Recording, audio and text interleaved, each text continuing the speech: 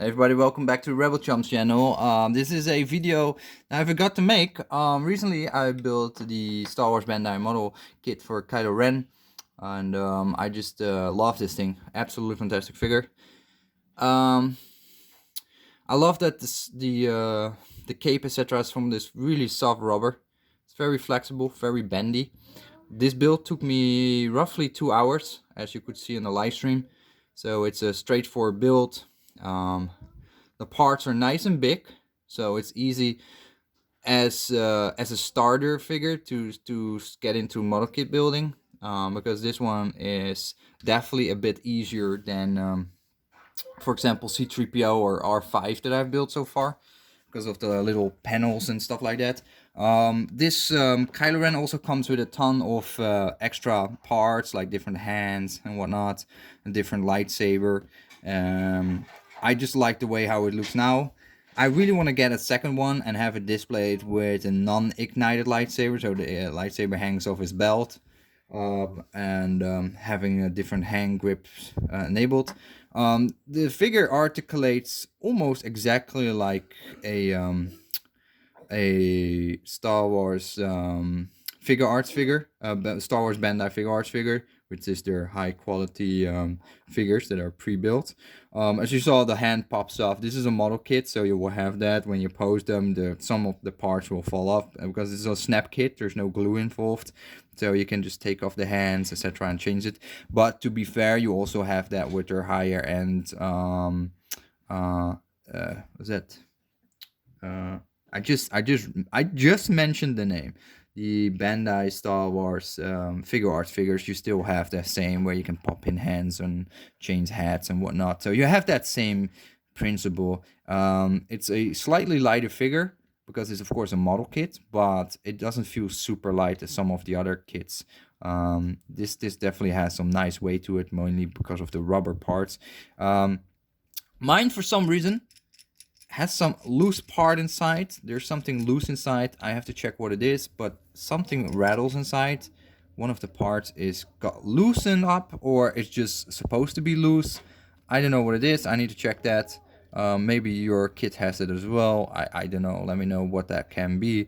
But yeah, I'm gonna have to take a look and make sure it's all snug and fit. But yeah, this figure definitely it definitely um, gave me a very positive experience about having a model kit action figure, because it's actually super poseable.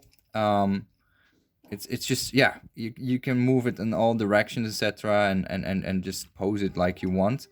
And it's almost like a Black Series Hasbro figure in terms of the posability and of course the figure arts figure, but it has a lot more details, exactly like the figure arts figures, where there's just so much more little fine details everywhere, because instead of it being inject molded, these are individual parts. They snap together, so you have more layers, more details, and that's what I really like about these model kits.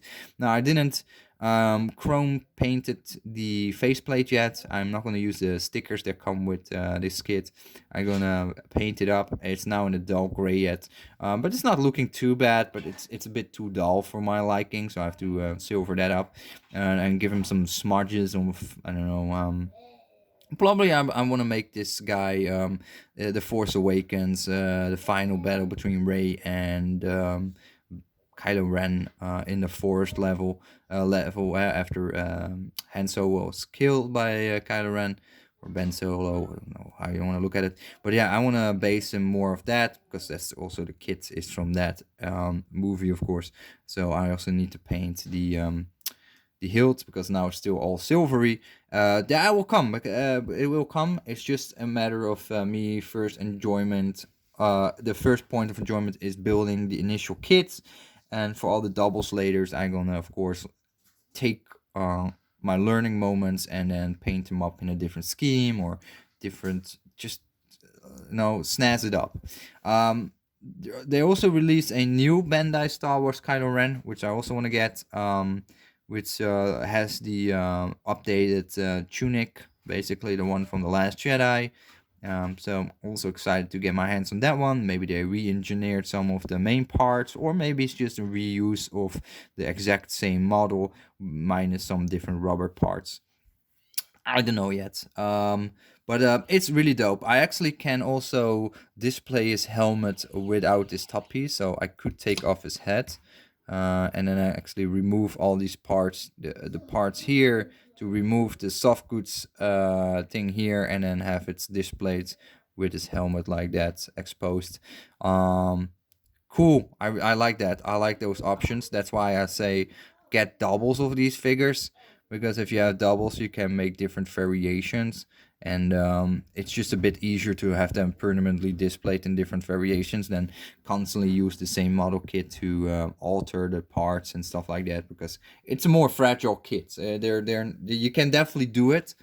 It will hold up, but for me personally, I rather have a pre-built figure in a certain aesthetic, and then leave it as is. And it also, gives me more opportunity to just keep building new kits and or the exact same one and rebuilding in different variations, which is absolutely fun. So that was my little review of Kylo Ren. Highly recommend this figure. It's an easy build as a model kit build. It all snaps together as you saw in the live streams. There's nothing on it that was really of a massive challenge. I think it was pretty straightforward. So yeah, definitely get Kylo Ren as one of your first kits. As far as I have built them so far. This is my third one, of course, I built so far. So hey, I will change some of my opinions over time. But this kit, this Kylo Ren, is easy, accessible, affordable price, and a lot of fun as one of your first builds. Highly recommend this guy. So thanks for watching, and I'll see you in the next video. Bye bye.